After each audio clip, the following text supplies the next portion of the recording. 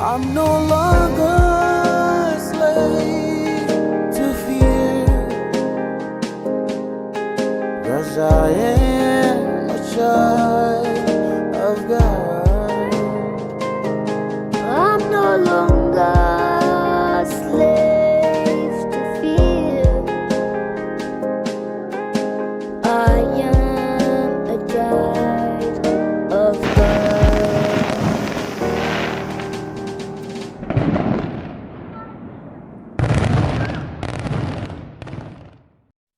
Welcome to Journey to Service. I'm William Laddick, and we welcome back all of our guests again. Cody Waas, I kept saying to myself, I had to remember the Oz part, and then I got the first part wrong. Sorry, Cody. Welcome back. Lee Mudway, Randall Earl Kaiser is joining us here today as well. Welcome back again, gentlemen. How are you all? Actually, I'm going to ask a quick question of each of you here. Randall, how are you? I'm wonderful. Thank you very much. And Cody, we checked in with you. Lee, how you doing?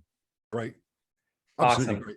Well, I'm gonna jump right in because I almost feel like I want to apologize to Lee because right after the show last week, we stayed on a little bit and chatted a little longer. And one of the things I kept saying was I'm worried about some of our viewers not getting the conversation because of the context in which you guys are very familiar with, but some of our viewers may not be.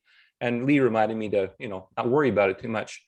So I'm not going to worry about it too much, but I do feel like there's one thing I do want to do, which precipitated today's show and the theme for today's show, which is fundamentals. I'm a sports guy. I love watching sports, and they talk about the best sports teams really have the fundamentals down well. So today I kind of wanted to do the fundamentals for those folks who really don't know what you guys are talking about exactly in some of the terminology. So I want to really kind of go back and just kind of go from ground level up and try to keep the jargon down if we can today, and then explain anything that maybe won't make sense for someone and jump into that. But before I jump into talking to Randall and Cody, I wanted to talk to Lee first about GPMS, which currently stands for Global People's Monetary System, if I understand correctly. But you've also said, Lee, that that's a temporary name. It doesn't mean that it's locked in stone. It can change because everything as part of the GPMS is really people decided. And so right now, the people that are there came up with this name. Can you share a little bit more light about that? The actual name or the GPMS the name and the structure? philosophy behind it as well. GPMS is relatively straightforward. It just takes where we are and says the people choose a different way.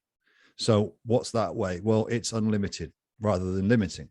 So what GPMS does is says the value, again, let's take it, you've thrown me slightly, but let's take it as what's the problem? What are we facing as a human experience? What is the problem with where we are? Have a look at it all and take the complex and make it dead straightforward. Is the problem money? Is the problem the system? Is the problem the people involved in the system? Where is it? Or is it all of it? So is there a lack or scarcity of money? We're told there is. Is there a lack or scarcity of resources? We're told there is. But is there, in fact, is that the case? So Randy and everybody else can add to this. The fact of the matter is there is none. There is no lack of resource. There is just a lack of resource to us and a sort of oppression of the society itself. As we see that, then we're looking for a solution, and GPMS is the solution, where it releases all of that back into the public, into the people. The people take all the value back. That's not really the fundamental basic of it, but that's the principle of it, is to give the value back and the resources and the unlimited back to everybody, as opposed to being told what we can and can't have, and the lack by the few. So the few have got everything and the majority have got very little. There's a lot of obfuscation. There's a lot of lies involved in all of that. I'm not going to break all that down at this point until we're questioned on those little bits. There's a solution, and it's the freedom and it's the unlimiting of the limitation. GPMS is the freedom and the unlimiting, but it's the choice of the people to do that. So this is an instrument. It's a basic instrument. It's dead straightforward. It doesn't need to be complex. And that's the beauty of it. So it unlimits and gives freedom to humanity when they want it, when they choose it themselves. So when they see all of the problems, rather than develop the problem, rather than look at the problem and see all of these little problems as insurmountable. There's one solution, and it's a different way of looking at things. It says we don't need the few to tell the mass. We need the mass to look after themselves. And that's what GPMS does, basically. And of course, the name itself, the nameology, is the inception name, or the foundational name will change at inception, as will the whole of the environment that the human experience is played in. Because once you have unlimited freedom and abundance, everything changes. So we're not looking at setting anything and fixing anything at this point in stone, because by the time it comes to the energetic voice of the people, they will then choose. We don't want to limit anything by saying this is how it will be, because we don't know how it will be. This is a brand new step for everybody. I don't, as I said to many people, there's no script for this. This is the people creating the new script. Now, Lee, the thing that comes to my mind too now is that you are a member of that ocean called the people. And so you are a being of that people. I almost use the word person there, but I know that word is not a word I want to keep using. But as a being within that group of people, have you had any thoughts yourself about systems within GPMS that you would like to see being built? Not to say that it's going to be Lee's way, or because you have a certain vision that, that it has to be that way. I mean, that's the cool thing that I like about the GPMS that you talk about, is that it's not from the top down. It's not from this one source says it must be this way, or it's going to be this way, and you must follow. You're basically saying, no, we're a large group, and we are choosing this for ourselves, to live as ourselves. Do you have any thoughts, however, from the Lee Mudway perspective, of what you personally would like to see inside the GPMS system? Have you had any thoughts about that? System-wise, I don't want to try to put too much or project too much into the future necessarily. What I would say is, system-wise, everything we have already is perfect for the inception of GPMS. So every single system that we got in place has its benefit. The malevolent systems I'm not going to talk about, they will just wither and die. But all of the beneficial systems are there. They're just being ran or manipulated in darker ways, for want of a better word. So all of the inception systems where the new world comes in are ready. They're in place. What would I like to see? Well, there's a lot more, but I don't want to go into necessarily Lee's science fiction or Lee's escapism, because I believe a lot of that's true, but not necessarily for this chat.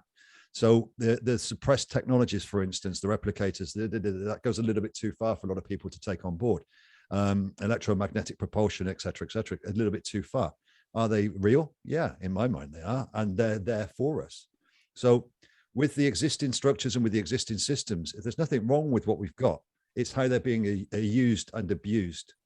So the one thing I would say about the existing systems that I would like to see very quickly is transparency and truth. That's the kicker for me. So that really kicks humanity into the new.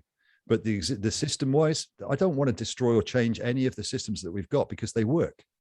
We'll grow on them. We'll grow with them. Humanity will choose to grow with those systems and then disregard the ones they don't need, or we don't need, as they become obvious that we don't need them. So this is that trimming down of the complex into the simple. As we start to progress into this, we've got a lot of complex systems that will be trimmed down naturally and organically, because they'll be unnecessary. So it's a natural shedding of these, but not through a design, through an organic process, through a shift. What I really like about your answer, Lee, and I'm going to move on to Cody here, but I just wanted to mention this, is that what you gave me wasn't an example of something, or a system of something. You're saying the system's already there. What you did give me, though, which I appreciate a lot, is you gave me an intention. You gave me, okay, this is the housing in which I would like to see this built in, or under, which you mentioned, was truth and transparency. So thank you for that. I think that your answer also leads really well into talking about some of the banking fundamentals, and I'm going to ask Cody here. Now, Cody, I might be putting you on the spot here. Maybe you tell me if this isn't an area you're that familiar with, but I wanted to go where I would ask you some questions about public banking, and then I would ask Randall some questions about private banking. So I'll shoot the question out at you. You can direct me as to whether you can speak on it or not. But what I ultimately would like to do with this question, or this next stage, is I'd like to get sort of an overview of where we are or have been on the public banking side, the everyday person. Where do we bank? How do we bank? How does that money system work?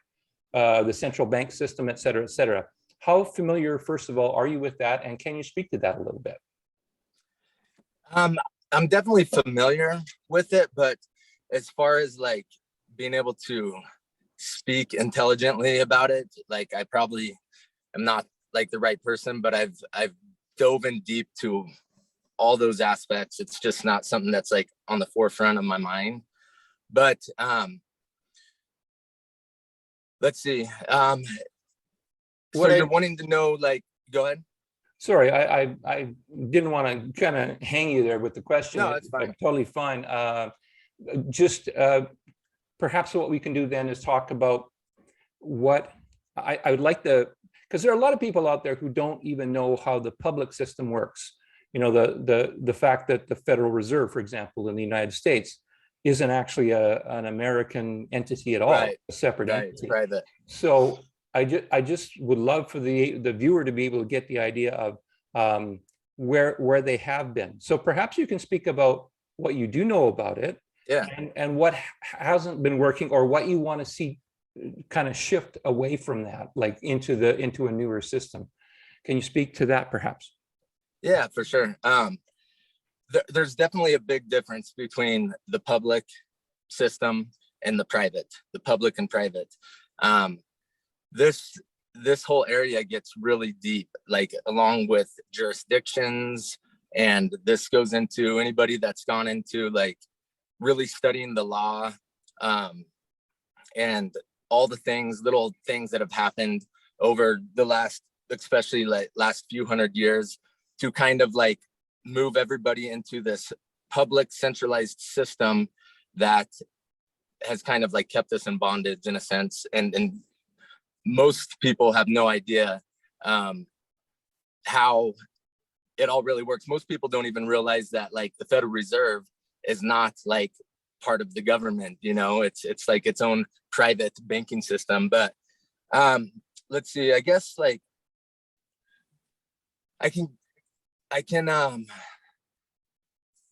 as far as like how I like see it, to simplify it, like how things have transitioned, like going back a long time ago, who knows how long, thousands and thousands of years ago or whatever,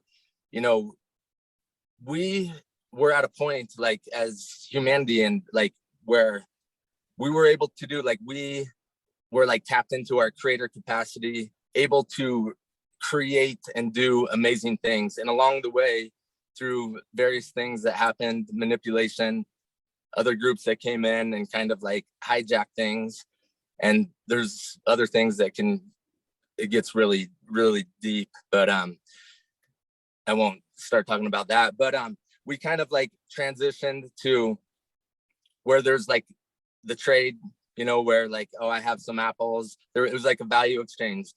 I have some apples, you have a chicken, I'll give you, a bucket of apples for a chicken type of a deal. And then like from there, it transitioned to like the gold and silver type of a deal. And then along the way, like, and then it's from there, like it transitioned to the paper notes. Like people would bring their gold to, whatever. This goes back probably, I don't know if it would be the Templars. They would hold the gold and then get like a certificate for it. And that way for traveling and stuff, you don't have to like carry all this stuff around with you. And then the last, really like the last couple hundred years, this is when things really started like changing. Like I don't know all the exact dates, but like it went from, at a certain point, there's been certain points where like we went off like from the silver standard and then the gold standard. And then they were backing like the dollar through the petrodollar, they would call it. And then they have this thing that's called fractional reserve lending, where it's like if somebody deposits like, you know, $1,000 in a bank, they can lend 10 times that amount. And this is where things kind of got like crazy, because people would, you know, go to another bank with some, they would borrow money. This is like the finance side of it and everything, borrow money, or, you know, get paid, you know, or borrow money for a project. Those workers would get paid from it, put it into the same bank or another bank, and things just like rapidly, like this is where it turns into like the whole fiat based system where there's really no value as far as like the gold standard or something tangible like backing the value of the dollar. And then, you know, with the birth certificate stuff and the bankruptcy stuff that happened and like started in like 1933, and then they monetized like our birth certificates. Anyway, I don't have it like all exact in my mind, but basically the whole point is like, when you really think about it, the true value is our energy behind, like going all the way back to the beginning, you know, picking apples and you know, and raising a chicken. It's the energy and time put behind that and that we've put into it. That's really the value that's exchanging.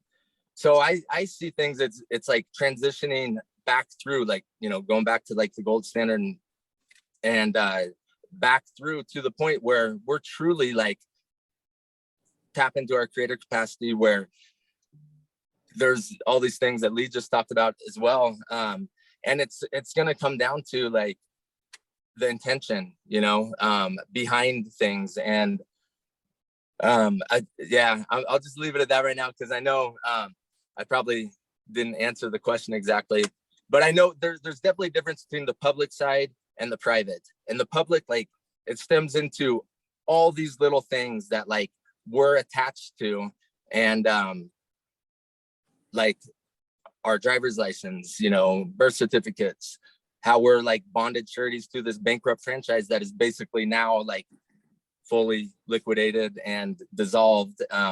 And that's like the transition that's happening right now on that side. But then on the private side, that's where these asset-backed accounts, these off-ledger accounts and all that stuff would come into it. And it was, you know, in the hands of so many, but the ultimate goal was all these groups. There's a document, and I can share it with you. It's called the M1 Brief, that shows all the history of like this golden assets going back to like Solomon and what's happened and all the different things where they try to like hijack it through agencies and whatever. But the ultimate goal was to bring it back out to humanity. And they were trying to like bring like a king of kings through all the different bloodlines and families and stuff. But it's really interesting. And anyway, yeah, I'll leave it at that. Okay, Cody. Unless you have like a specific question. Yeah. No, I think what you're, you know, pointing out here is that it kind of actually adds to Lee's point, in that the current system that we had been using and are still kind of hanging on to a little bit right now is freaking complex. It's got a lot of things going on, you know, and definitely. And everything really, you know, because of all the legal structures and jurisdictions and you know, maritime and admiralty and all these various things, like and the UCC and everything really goes back to contract. But every like term, like when you say currency, you know, it means something. Money means something else. Like there's like coinage, there's all these various things. They all really mean something different. Finance, everybody kind of like puts them all in the same little category, but they truly, when you really like decode, and like I can't really talk about this like easily, but there's people out there that have, and they like have decoded all these little things to figure out how complex it is and how it you know, how they've kind of like pulled the sheets over our eyes on a lot of it. And most people are kind of clueless. one of those words that we hear, and I know that our next person talking is an expert on this, debt. You hear that word debt, and it has a particular meaning. And I'm going to turn it to Randall here. Randall, I want to talk about private banking, but since Cody brought up, you know, these different words have different meanings. And we know that you've said debt is an illusion. What to you is debt, or how do you define that word debt? Well, are you asking the person? Because I ain't fucking answering if you are. No, I'm asking Randall Kaiser. I heard that sovereign one too, being. brother. I chuckled. Yeah, I was looking at William's little Tasmanian devil. And, you know, if I grew a little bit more mustache, I could be the, what do you call that other guy, Yosemite Sam. And then you know, you're so soft, William. You could be like Bugs Bunny. You know, we could have all these characters instead of the person thing going on. Let me go get my carrot. What's up, Doc? And then we got Popeye over there. And anyway, okay, I'm stopping. Listen, don't be a horse's ass, you know? Yeah, right. So, you know, I wanted to start off, like I may not answer your question till later, but, you know, like what William talks, or sorry, what Lee talks about with GPMS, to me, that is the ultimate people awakening to their sovereignty and then making the choice of what they want to do together, co-creation, right? So I like the ideas of GPMS when it comes to, you know, a monetary system based on, you know, the people and their choices. Once they've realized their sovereignty, once they realize they're not persons, you know, they're not birth certificate bonded to a government or a mind control agency. So, you know, I really like that. And we, you know, we had a system, and I believe that like Cody said, 1933 was about when we started this. And then I think in the after World War II was when we really got the Bretton Woods conference in place and really solidified this new world order structure. And I still, to this day, still say that there was some benevolent folk in there thinking in terms of kind of what Lee's talking about, where, you know, the people are the value. Instead of putting it on gold and silver and stuff like that, which, you know, believe it or not, we're putting the value on that too, because we're just putting a number on it, right?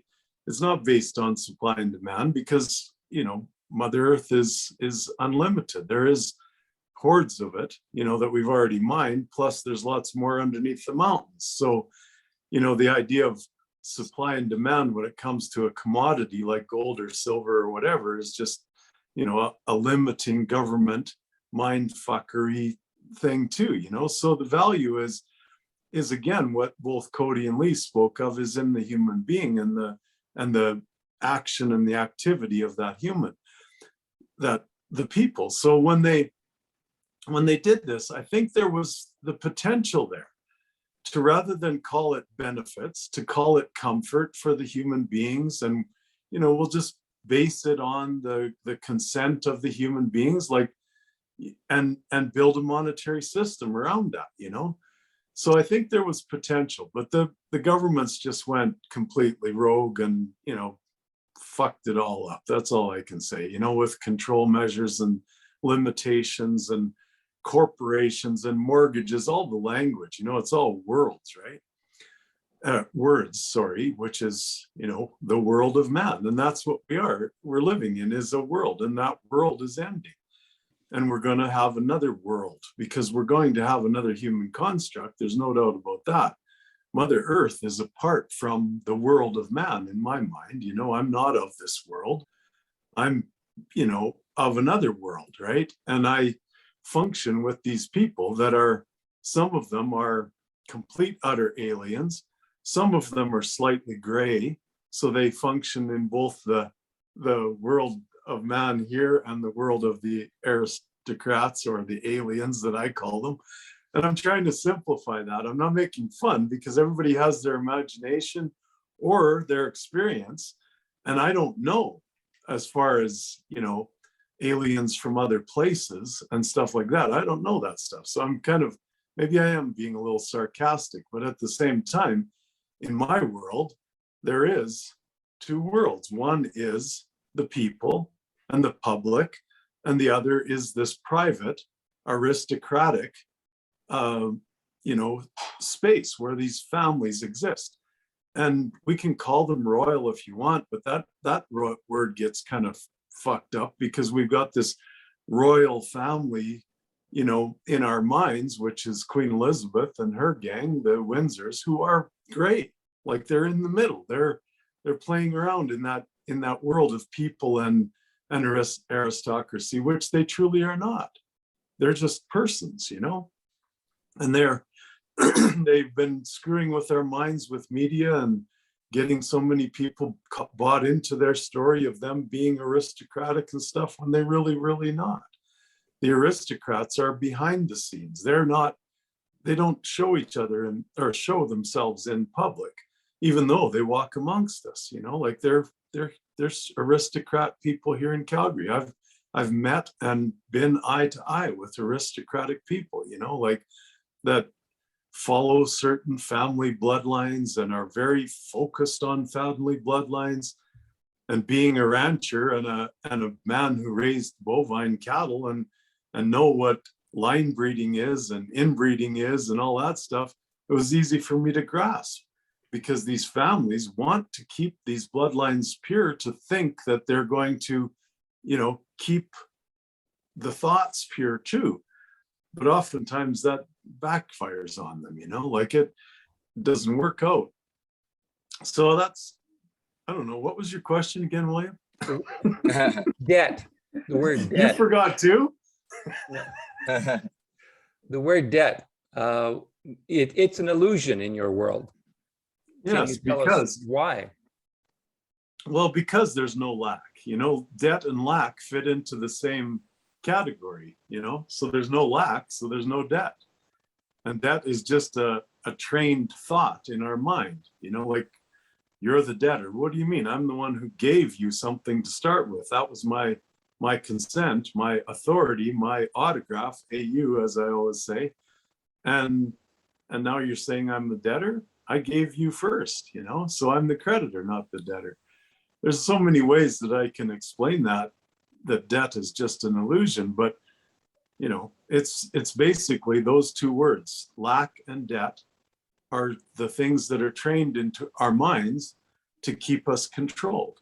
And both of them are complete utter nonsense. Now we've written a book together, you and I, and Danusha Kuzmarek, and it's called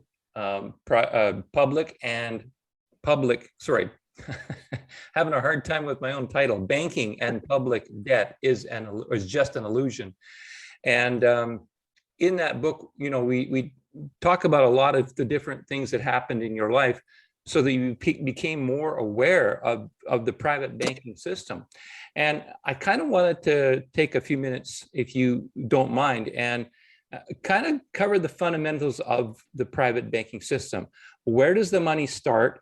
How does it get transformed, and what happens to it? So let's say we find some gold in the ocean. We go scuba diving one day, and we're in the ocean here out in Capilano City, and we're doing some scuba diving, and we find some gold, and there's some gold down there. So now in the private banking world, what happens to that hard, tangible gold? Where does it go from there? Well, we consider it ownership, right? So we find it, but then it's ours because we think we mined it. It's mine now, So that ownership thing comes in.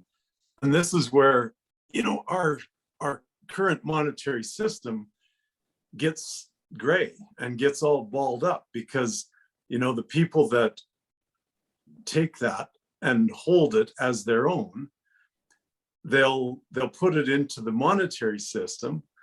And we've got these platforms that we call them, that Cody maybe can share a little bit more when, he gets back up again and tell us a little bit more about the platforms. But what happens is that these hard assets, like that gold in a private account, will be drawn in because the platform traders say, oh, we can make you way more money off of that. Like you bring in your gold account and prove it, that it's yours, and then we'll put it in the trades, and you can, your money will just expand exponentially, And it was very tempting for those who had assets backed accounts, right, to put them into the trades.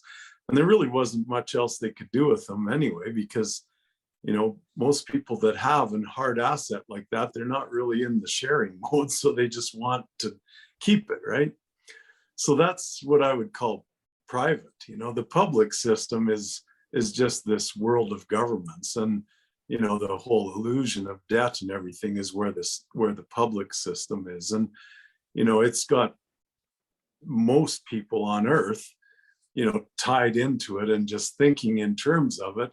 And they, you know, if they were watching this, they'd just say, well, these guys are just fucking crazy, you know, like they're talking stupid, you know, like I go to the bank and I get money, I have to pay it back because I got it from the bank. And, you know, like, and that's doctors, that's lawyers, that's, well, maybe not lawyers, they lie about everything, but doctors and, you know, the elite kind of people that we consider educated, they all think the same, that they're getting money from the bank for their house, and, you know, they're going to pay it back with their high wages and stuff. And we're nuts, you know.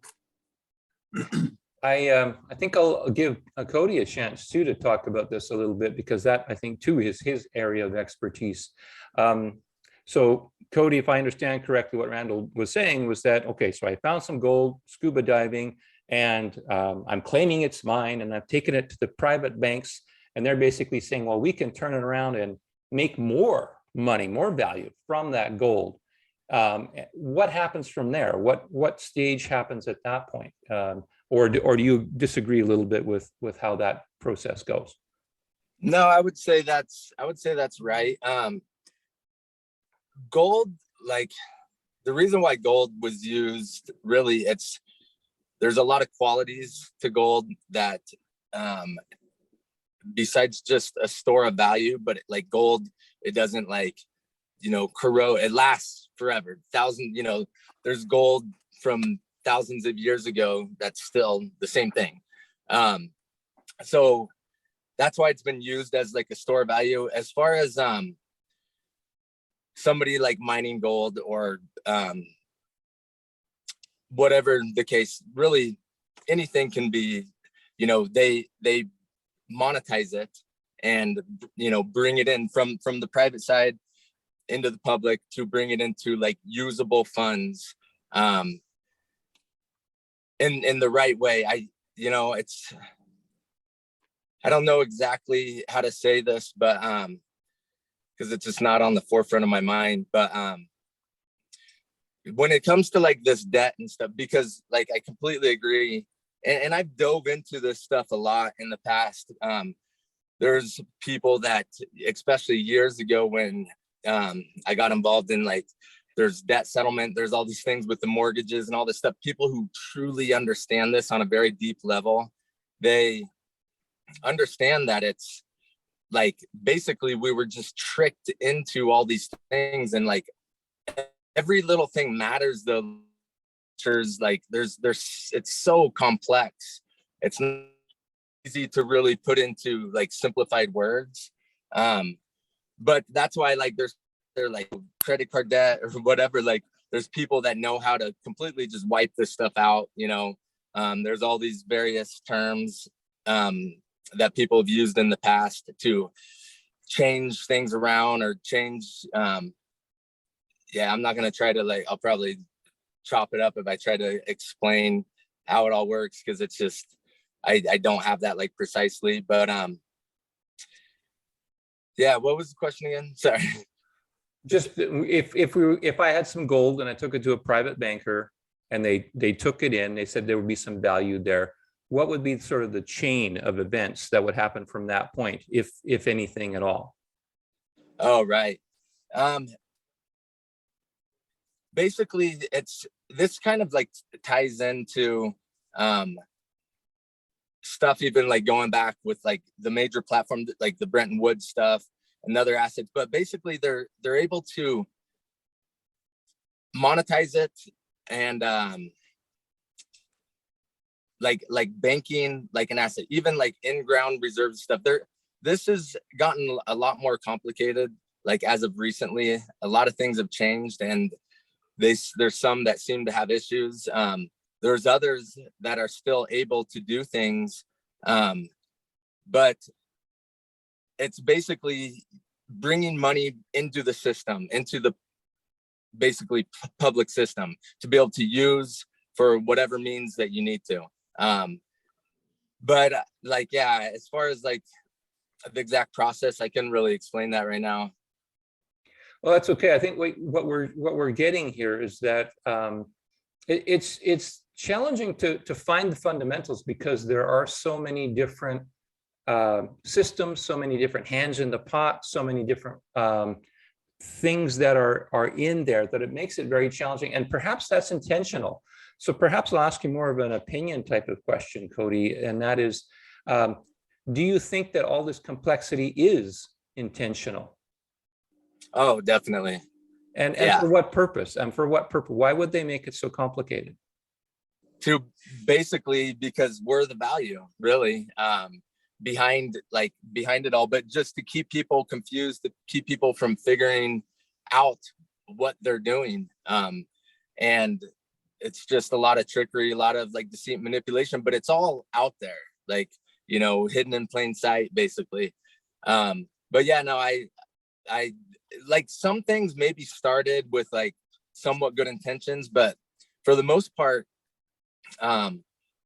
everything's been infiltrated by various, like, you know, dark forces, evil, whatever, and just people that are more, they're all about the power and control, and psychopathic or sociopath or whatever, and they just figured all these things out. Somebody with like good pure intentions would never have like done this, you know, because they're all about, you know, doing things in a different way. That's why, you know, I agree with Lee, like everything comes down to the intention behind it, like starting anything new, you know, new business models, whatever, like having that pure intention, and truly, like, if you have partners or others involved, you know, having like full transparency, like I call it like vulnerable transparency, where nobody's hiding something, you know, in the back of their mind.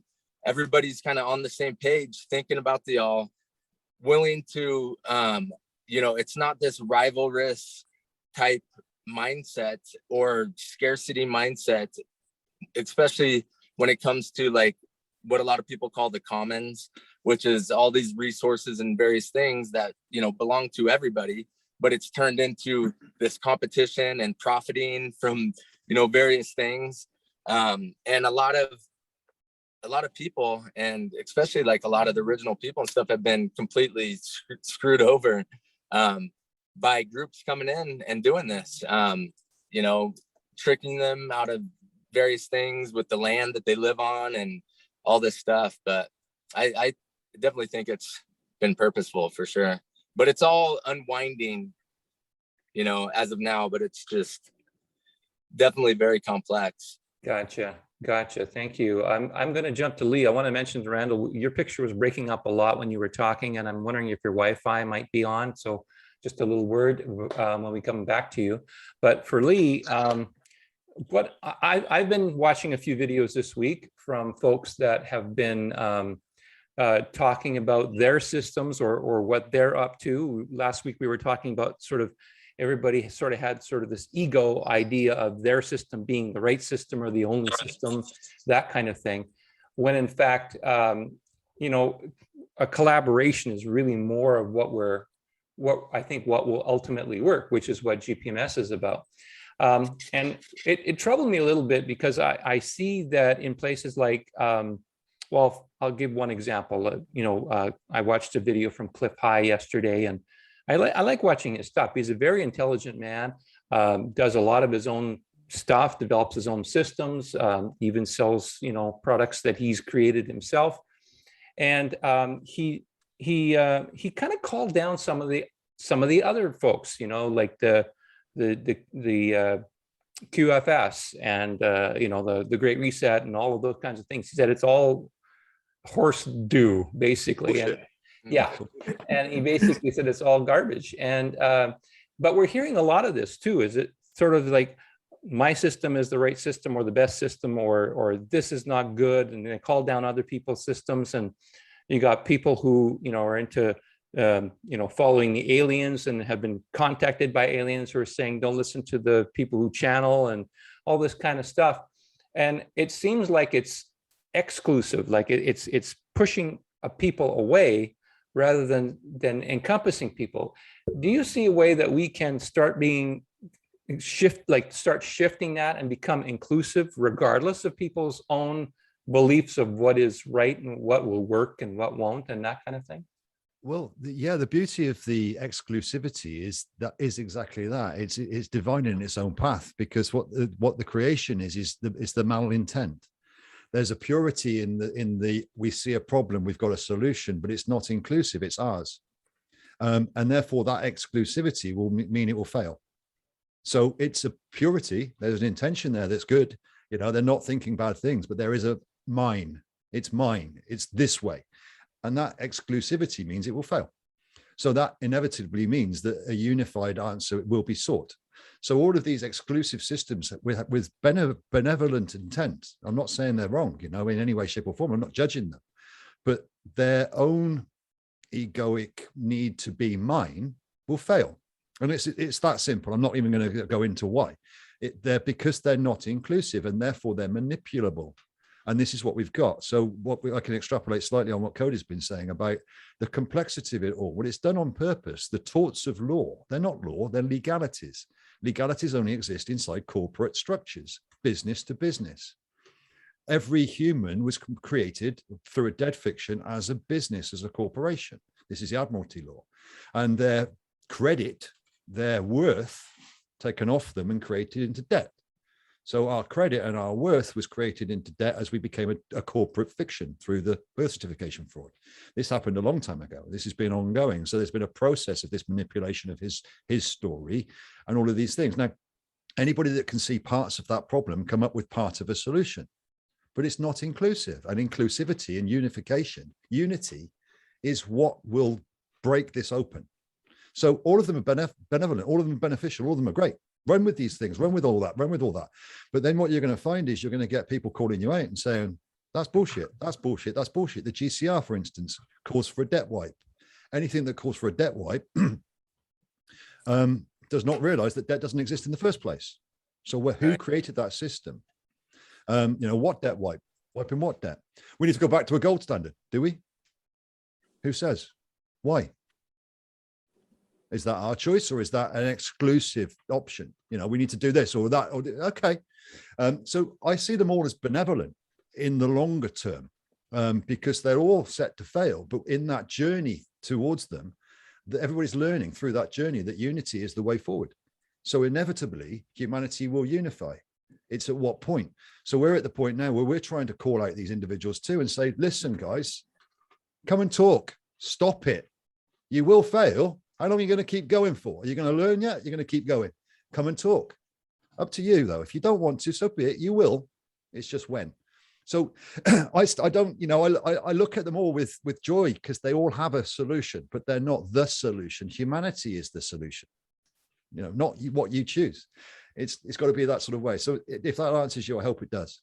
It does, but it brings up another interesting point, and that, at least for me anyways, and I don't know if other people recognize that, but I think what I heard you saying too is that we as humans, we learn best by experience, by doing things. So let us do what we need to do, crash and burn a lot of times, or have elements that crash and burn, and we learn from that and we grow from that. But it's never about, and if it is about us kind of going, it's got to be this way or it's my way, then like you said, inevitably it fails. It just always does, because there's an ego element to it. There's the beauty of all of these other systems and all of these other concepts and all of these other thought forms and their levels of consciousness in between them and their research behind them, and they're purporting that this is going to aid you. No, they're a good idea. They've got benevolent intent, but they won't work. See it bigger. See it as humanity choosing, not you. I still stick on this. Nothing will be given to humanity now. It doesn't matter what anybody says. Humanity will choose something. It's not a system that's there for humanity. This is the way you're going to. No, it's not. That won't work. It's humanity choosing something. Now, what can they choose? What will they choose? What's the most likely thing that they will choose once there is transparency? So all of these other systems don't work with transparency. They're not giving full truth. They're not saying, for instance, the GCR is not saying there is no debt. Nizara Jizara are not saying there is no debt. Debt doesn't exist. The monetary system's fake. It's all false. They're not saying that. They're purporting that old structure to be true when it's not. So they're not transparent. That's the kicker. So transparency creates the choice and the unity, yeah, for me. And inevitably, transparency and truth will come to the fore. So at that point, humanity will choose. All of these systems can run. In the meantime, they won't work because it's humanity's choice when that transparency comes in, you know, and that's the bit that I'm excited for. When the truth is unveiled, that it's undeniable, then we'll see. It's also an exercise in patience, isn't it? Because you know, you and Rick have basically come to the point of saying, okay, we're looking beyond what we've been hearing about what the next system will be. We are saying, okay, that still has some elements of the old system in it, and that system didn't work, and so inevitably this will probably crash and fail too, or you're saying it will. But you're sitting there with the concept of, if again, you know, humans choosing for humans, for the whole, and if we have that attitude, it holds much better stead for us to get to our destination, if there is such a thing as a destination. In the meantime, if we keep doing the other systems, we're gonna learn, and we're gonna pick things from each of these systems, but inevitably, like you said, they'll fail. So they're all beneficial in that aspect, because what they're doing is educating more, and with more people waiting for the likes of Nizara Jizara, our savior, it's going to save us, they're going to give us all this. No, they're not. But in that waiting, then you've got this period in them where they're expecting somebody to help them, and now they've got to stand up and help themselves. So that's an education. So all of these things are educating humanity to come together at the same time, or they're all like spider webs or octopus arms, all doing these separate things. And or what we're calling for is the guys that have seen through the problems to a solution to join together now, to come together, to unite at this level, to let humanity come up, and then given, right, we've got everything's there for you guys. But come have a chat. So that's where we are, that's where we're thinking, and that's where we're seeing. That's what allows me to simplify all of this so much, because if we don't get to a transparency and a truth for humanity, we are no better off than we were, and we're not going back to where we were. So inevitably, this has got to come to truth. We're seeing it everywhere. We know it. You know, you don't need to do too much research. You just need to open your mind that there is a lot more truth out there. There's been lies on top of lies, on top of manipulation, on top of structures, on top of greed, on top of malevolence, on top of evil, blah, blah, blah. That truth has to be shown to humanity, and they have to realize it themselves. And when they do, they won't take the scraps from the table. There will be a unified choice. What's that choice going to be? That's the interesting aspect for me. It's the freedom choice. They're going to come back to, hang on, you can call it sovereignty, but it's going to come back to that point of, it's my value. What do I want for my generations going forward? Not what you're going to give me. What do I want for my culture, society, et cetera, et cetera? So that's where we're looking to, and that freedom point, that choice point, and it has to come with truth, transparency. And Randy's been talking about Trump. Tell the truth.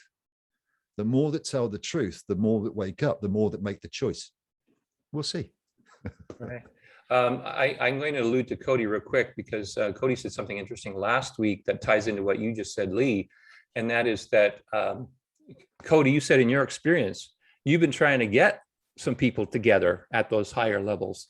And you said it's been kind of like pulling teeth because of, well, egos was part of it, but it was more than that too. Can you talk a little bit more about your experience of doing that, or trying to do that, and why it has been so challenging so far? Yeah, definitely.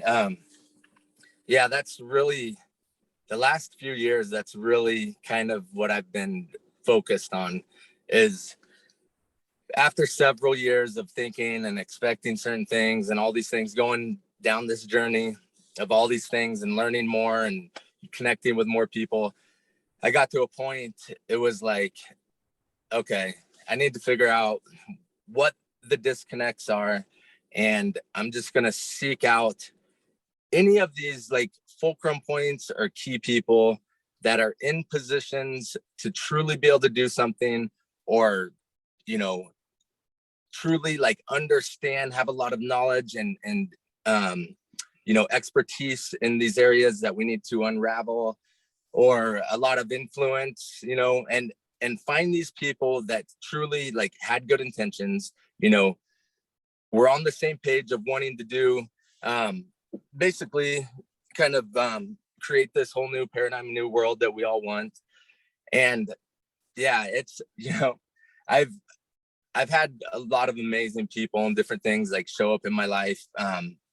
And I've sought out and connected with many that I feel are like kind of like these key people that at least initially would need to come together and kind of work together to make something happen. And it's definitely been difficult. And that's kind of why like even last show I talked a lot about the egos, people making assumptions so quick, because there's different perspectives out there between a lot of these various people. But for the most part, like if you spend the time, have respectful conversations, like genuine, sincere, and I even feel like bring it, like I'm still like working on this, bringing them together for like respectful debates. This is where stuff surfaces out. And as long as everybody stays like transparent and truly have the earnestness to find the truth, because everything's so convoluted, and just the programs within us all. And this is why I talk about like the limiting beliefs as well, that we don't even realize that we're maybe seeing something wrong, or all the various perspectives or something that are coming in, and we'll be so quick to jump or point fingers or, you know, make assumptions or all these things. And that's been like what I feel has been very difficult, is just bringing them together, because like, you know, I feel we all hold like codes and keys and, you know, pieces of information and stuff that unlock each other. And that's what I truly feel is going to need to happen as well. Like, and just that full transparency and really wanting the truth. Nobody like hiding little things or whatever. As long as everybody that comes together is in that pure intention state, open-minded, and, you know, acts in these right ways, then if somebody's not, you know, with pure intentions, or they have some other underlying agenda or being controlled or whatever, like that'll surface. As long as everybody else is like on that same page, they'll show themselves quickly. You know, that's just how things are working now these days. And but I definitely agree, like that definitely needs to happen. You know, I still feel there's gonna have to be this transition period where it's like we're kind of like walking in the front door backwards from like where we came from, that unravels it all. And there's some really like other complex things that you know, I don't know if it's gonna play a factor or not, but yeah, it's been difficult, but I think it's ultimately gonna have to happen at a point. Right. Can I just add to Cody, that pardon quickly? me? Can I just add to that quickly, Cody? I'd like to say that the people in those positions are in positions of power in the old military system, may not be the people that come to the table. So because of what they've got in their old systems and what they know from the old systems and what they don't, you know, what they want to keep hidden from. Right. So Some of them may need to walk away, is what you're saying. yeah, it's not about the, you know, it's not this person's got power, but that's in the old system. He needs, no, he doesn't. You know, there's a lot of this, the right people in the right places, and there's a lot of wrong people in the right places, or the wrong places at the moment, in my mind. So yeah, there's a lot of out there that don't even know they're going to be in a position to step into that in the future, but they are there now working towards it, that will be at that table. All right, gentlemen, I want to give the words to Randall to close off the show. I didn't give Randall a lot of airtime today. I'm sorry about that, Randall. We're also in a bit of a time crunch because you have to run, but I want you to give you a chance to say any closing comments about anything that's been said to this point. as well as just to wrap things up for us. Oh, it's perfect, brother. And that's what it's about, is listening. You know, like I'm not here to dictate anything either. I've got some ideas and processes that I pump out in my videos. So we're here to listen and, you know, not to judge. And I'll get drawn into it too at times. Don't get me wrong, but you know, somebody's got to come up with something. And when you use the word, it's back to the people for their choice. Most people are going to turn that around and come and say to you, well, what's my choice? You know, like it's become so obvious in this last year how people are going to go that direction. I mean, you know, the majority are still walking around out there with a diaper on their face. So they're going to ask for their choice rather than to rise up into their sovereignty and their own power. So we have to come up with something. And I like, you know, these are things that we can end it with. So the idea in the last, maybe, I don't know, since I was in business, at least in a manner beyond my own private business, we use the word mission statement, you know, and then words like, if you're going up to the next level, Magna Carta, Constitution, those kind of languages, right? So when we come up with words to back something that people will either choose or not choose, or choose something different, the words are so important. You know, those words like Lee said, unity, equality, equanimity, you know, inclusive, those kind of words should be part of the whole Magna Carta, the whole Constitution, the whole mission statement of whatever group sets out to give a choice to people, because people want to be given a choice. They're not going to make their own choices. We've seen that so much, and just pronounced in this last year that they're going to choose what they're given, you know, and if they're given the choice of, well, do you want peace, harmony, love, abundance, and freedom for everyone and everything every day? Abundance, sovereignty, health, love, and euphoria? I don't know. I think I'd choose that. You know, like it might seem a little broad at times, but that's kind of the way I wanted to end it today, guys. And thank you very much for coming again, and let's do it again next week. And thanks for your questions, William. It's just great, you know, to bring that grounded approach to us, because yeah, we get going, you know, like in our own worlds, our own universe. Your universe, my universe is a little different, but if we can get some common ground, some subconscious words and in our world together, then we're off to a good start, I think. Thank you, guys. Definitely. Thank you all. Love you all.